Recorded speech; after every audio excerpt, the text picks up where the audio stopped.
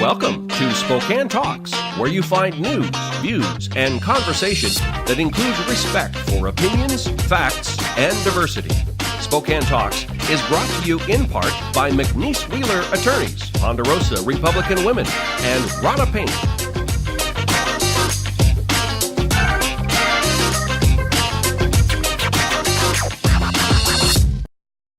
Welcome to Spokane Talks, news, views, and conversation. I'm Ryan McNeese.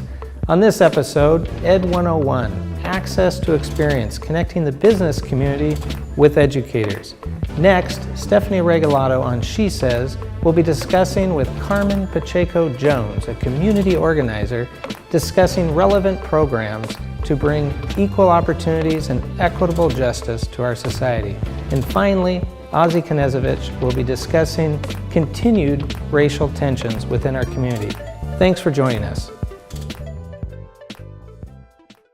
Ponderosa Republican Women is a club with members that come from every part of Spokane County. Although they differ in age, occupation, ethnic background, and cultural heritage, these women and many men stand together to promote government based on conservative principles, discover lifelong friendships, meet elected officials and candidates, hear challenging speakers, receive campaign training, and learn about the electoral process. Our meetings take place on the second Thursday of every month. Follow Ponderosa Republican Women on Facebook for more information. And welcome to Education 101. I'm your host, Erik Wolfrum. Today we're going to be talking about access to experience, which is bringing the business professionals together with the education professionals to bridge some of those gaps. And with me today we have Tyler Lafferty of 7-2 and we have Cassidy Peterson from GSI. So welcome to the show. Thank you. Thank you. So tell me a little bit about access to experience and the idea of how it actually brings business and education together. Yeah, so it's an online platform that we created. It's a website, access2experience.com, that allows professionals to go on and create a profile of who they are, what they're about, the work that they do. They can use their LinkedIn profile to add in all that information as well. But they then create a profile, and then we have educators go on and create a profile of themselves. And then it's basically, we kind of joke, it's a match.com, if you will, for educators to go on there, search for professionals in a field that they're looking for, to make a connection, to bring into their classroom, to ask real-world examples regarding their curriculum, whatever. But really, like you said, it's that whole goal of trying to bridge the gap between industry and education. We know that the real world is incredibly important to get into the classroom, to connect with kids, for students to understand what's out there, and for them to know there's so many cool opportunities. And so if we can get more and more professionals into the classroom, speaking with teachers, with students, it's a great thing. Mm-hmm. And along with that, not only just in the classroom, but then building those opportunities for students to engage outside, maybe a mentorship or internship opportunity, maybe a worksite tour for the students to actually see what's out there and see, hey, this is in Spokane, this is awesome, I could do this, and see themselves there one day as well. And I think that's such an important piece for kids to see along the way, and not just kids, but I think the educators as well, to understand what options are out there for the kids too. Absolutely. Exactly. Yeah, it's a really great partnership between Access to Experience, the organization, with Greater Spokane Incorporated, with Spokane STEM, and with the Workforce Development Council. All of us working together, passionate about, hey, how do we do this and get more professionals to connect with educators to make education better? Exactly. A whole community effort, I mean, ranging from all ages of students up through college as well, trying to bring this tool alive in our community, bringing those worlds together. Right, because it is, and it is truly from all levels, right? We're not just talking about college. We're not talking about high school. I mean, it could be elementary as well. I mean, think about job fairs and all those kinds of things that go along with it. So it's a great tool. Access 2experience.com or A2E.com. So let's take a look at it. But before we do, let's take a break and hear a little bit from our sponsors.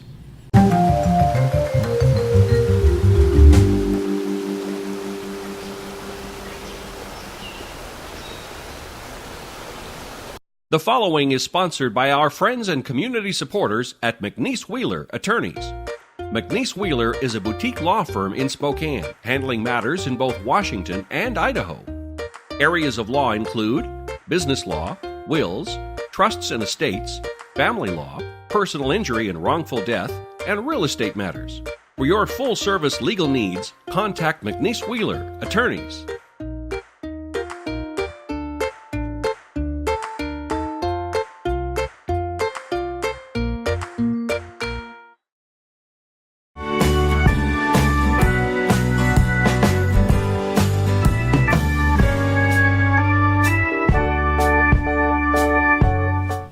And welcome back. Again, you're with Education 101, talking with Tyler and Cassidy about education or access to experience.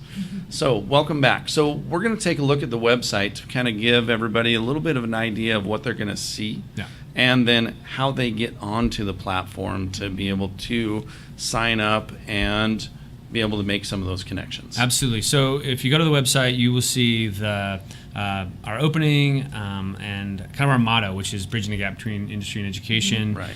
And then you actually see a video about kind of what it is that we're trying to accomplish and how the whole site works.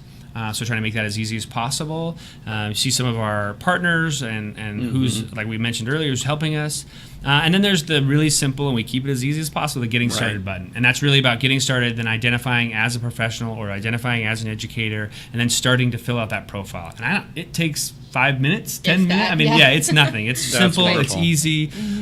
So we make it as easy as possible. And so that's what you'll find if you go to the website. See, and that easy little piece that goes along with it brings some pretty big benefits, I would say, to both the business community and also to the education. So Cassidy, from the business side, what might be the benefits? Why would I do this? Something exciting that I love about seeing these opportunities build, especially from this website and this tool, is seeing the business professional connecting with these students and showing them that, hey, this is where I got to, where I am today, and this is how you can do it too.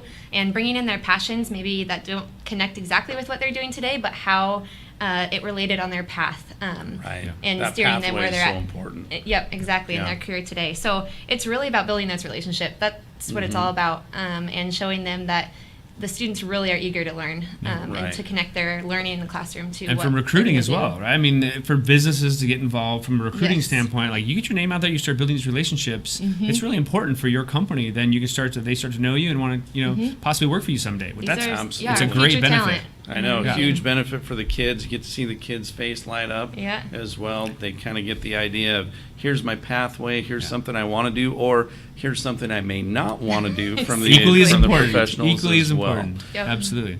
Access, the number 2, experience.com, or A2E.com. It's a great tool. And we're on Facebook as well and Twitter. Great. I hope everybody gets out there and gets on there. Education 101, I hope to catch you next time. Next up, Stephanie Regalado sits down on SheSays with Carmen Pacheco-Jones. Ponderosa Republican Women is a club with members that come from every part of Spokane County. Although they differ in age, occupation, ethnic background, and cultural heritage, these women and many men stand together to promote government based on conservative principles, discover lifelong friendships, meet elected officials and candidates, hear challenging speakers, receive campaign training, and learn about the electoral process. Our meetings take place on the second Thursday of every month. Follow Ponderosa Republican Women on Facebook for more information.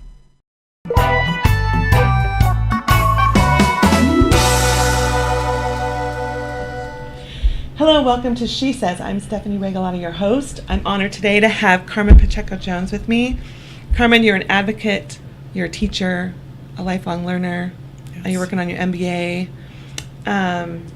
You're a lot of amazing things for our community, sit on a lot of at round tables and have discussions about creating equitable communities.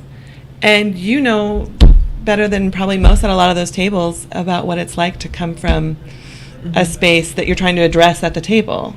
You were on the streets at 12. Yes. You were trafficked. Yes. You were in such, then you were enslaved to prostitution as a young girl, in very abusive situations, which led to numbing that all out with drugs, etc. How did you rise out of all of that? I think it has to do with like grit and resilience and hope and just knowing that there was something better, that life doesn't have to be about despair and pain.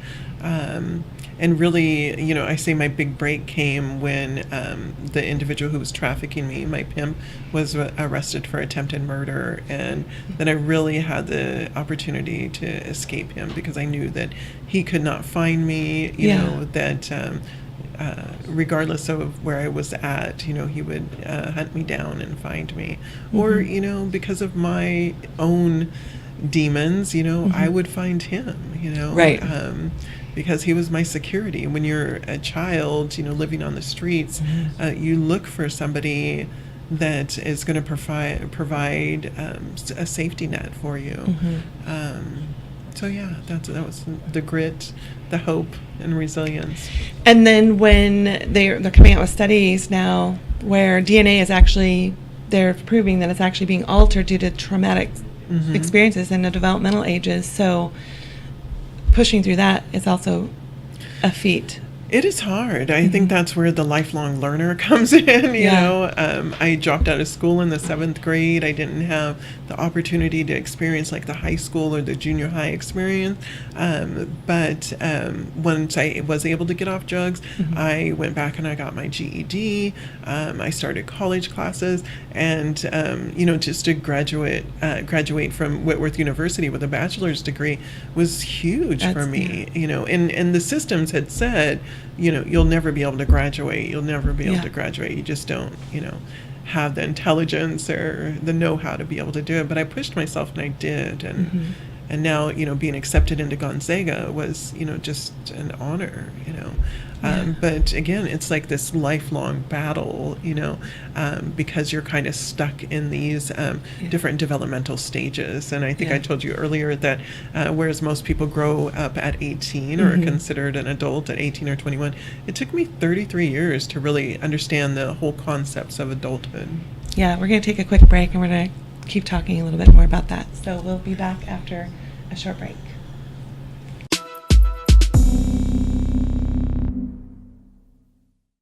See you tomorrow night, and thanks again for taking care of the painting. I got this. Bye.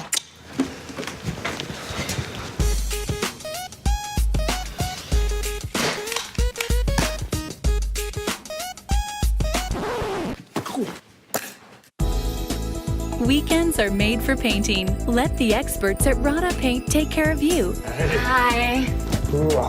This looks amazing. Rada Paint, over 80 years of quality, tradition, and trust. Find it in every can.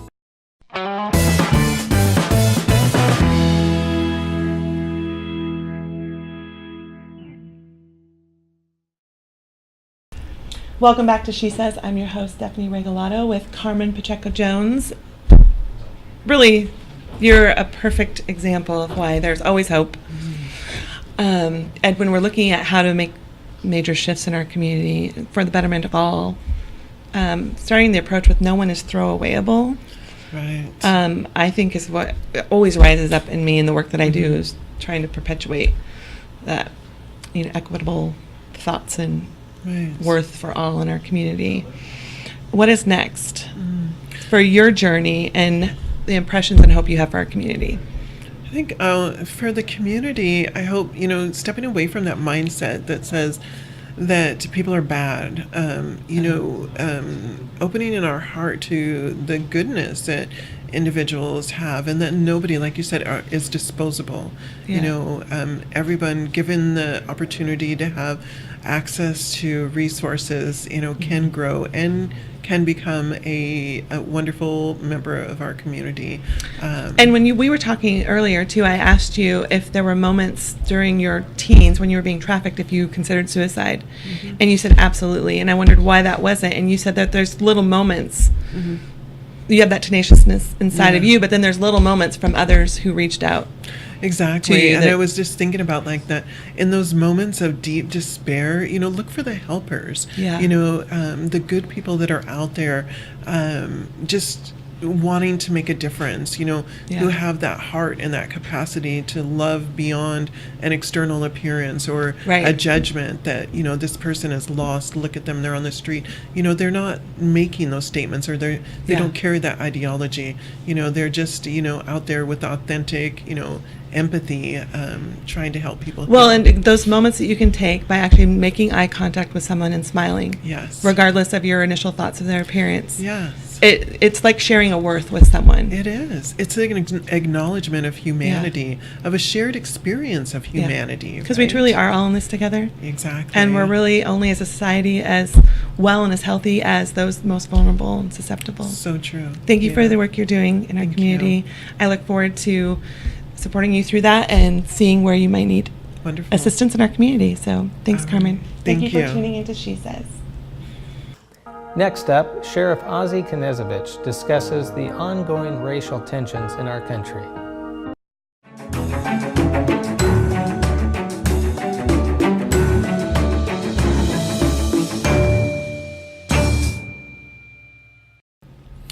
Hello folks, this is Sheriff Ozzie Knezovich. This week we taped 3 segments of a program titled For the Heart of America, a look at white nationalists, white separatists in this region. With me in studio is an individual that grew up in that environment. Former state representative for the state of Washington, John Smith, and he has a unique story, and he's able to link what's actually going on, what you're actually seeing within our region in reference to this type of radicalized hate, because that's what it is, it's radicalized hate. So John, they gave us a very short window here. You grew up in this environment, but at the age of 14, you stood up against your own grandfather and the leaders of this particular movement at the dining room table and said, no more. Yeah, well, it's a long road, and you don't travel that kind of distance overnight. But what I've seen firsthand is how destructive that this kind of philosophy of hate can be. It destroys families, it destroys communities, it destroys anything it touches. It destroys a person's own soul when they embrace it. And so, Ozzie, I appreciate you giving me the opportunity to talk about this. It's not about personalities, but it is about a philosophy that can rot you from the inside out. And the best way to deal with this kind of infection is first you got to know it exists. And it is. And folks, this infection, if you will, is infecting both sides of the political spectrum. People here locally, we've gone through a little bit of turmoil with the alt-right trying to infiltrate the GOP, but I'm telling you, the same thing has happened on the left here locally also, because this group believes that the Jewish people are Satan themselves, they're spawns of Satan, descendants of Satan, and anybody that is against them are the good guys, Hamas, those type of individuals. We have a choice. We have a choice to either stop the hate, or we have a choice of allowing them avenues into our own culture, because they feed off of hate. They need that hate in order to infiltrate any group. And as long as we are hate, as long as both sides are throwing that hate bomb back and forth across the line, these groups will always have the ability to infiltrate, because that is what they're looking for, with the ultimate result of dividing this nation. We are a great nation. We deserve better. Our children deserve better. And folks, I hope you find this segment interesting.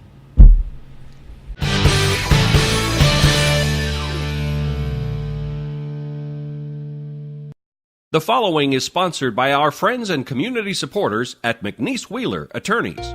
McNeese Wheeler is a boutique law firm in Spokane, handling matters in both Washington and Idaho. Areas of law include business law, wills, trusts and estates, family law, personal injury and wrongful death, and real estate matters. For your full-service legal needs, contact McNeese Wheeler Attorneys.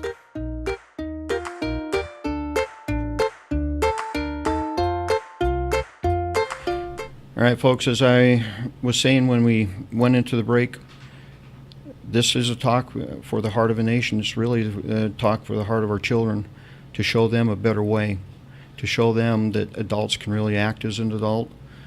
This is an individual in studio with me that has seen that hate. He's seen the outcome of that hate. He knows the destructive power of that hate. John, how do we stop it?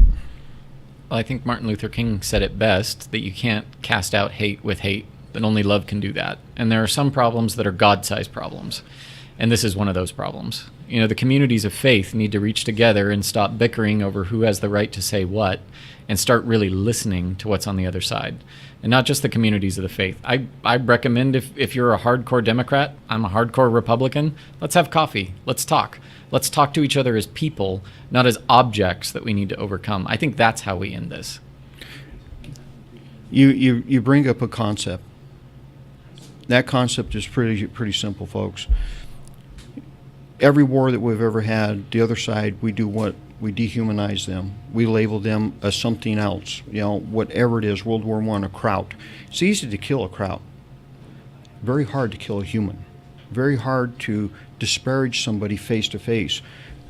This thing, Facebook, really easy to be a keyboard warrior and tear people apart.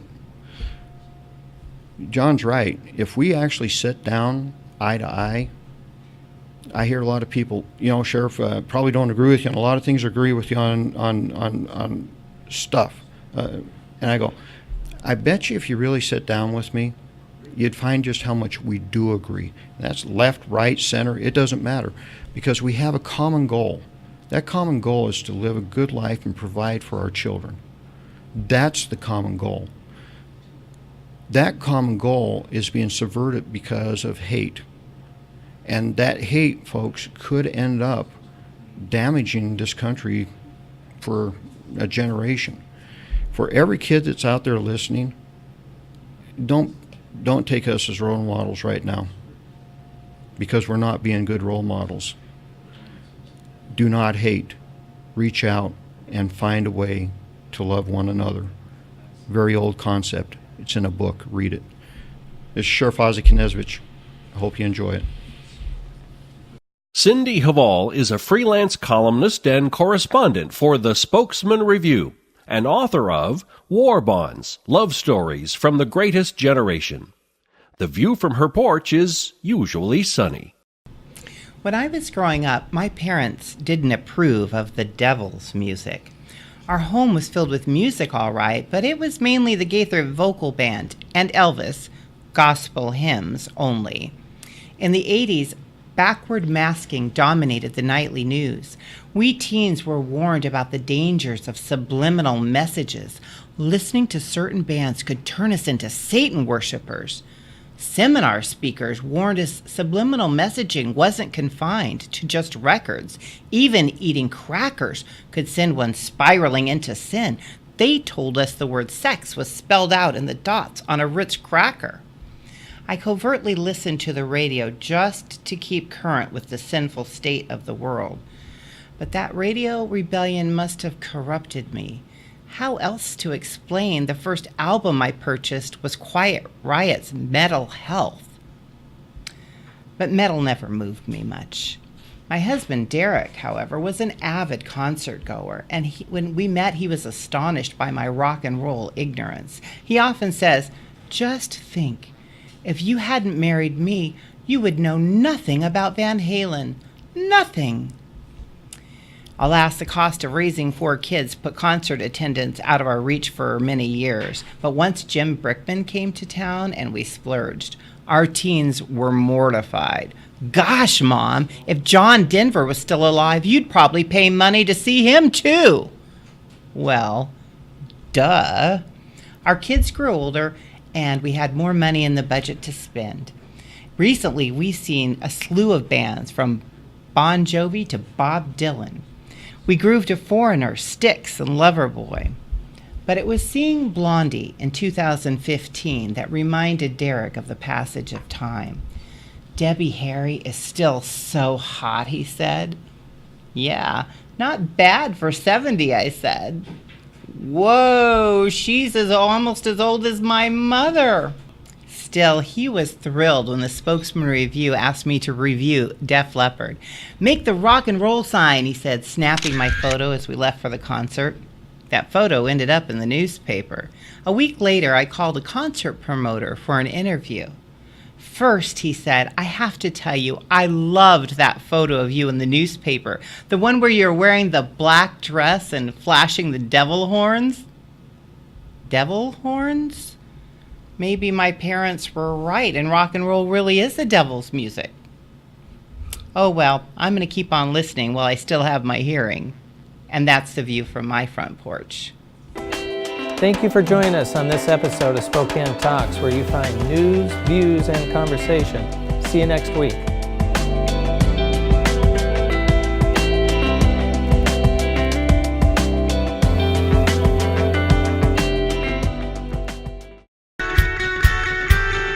Spokane Talks is about you. Give us your feedback and comments at info@SpokaneTalksMedia.com. Spokane Talks is brought to you in part by McNeese Wheeler Attorneys, Ponderosa Republican Women, and Rada Paint. We'll be back next week with additional news, views, and conversations. Please join us.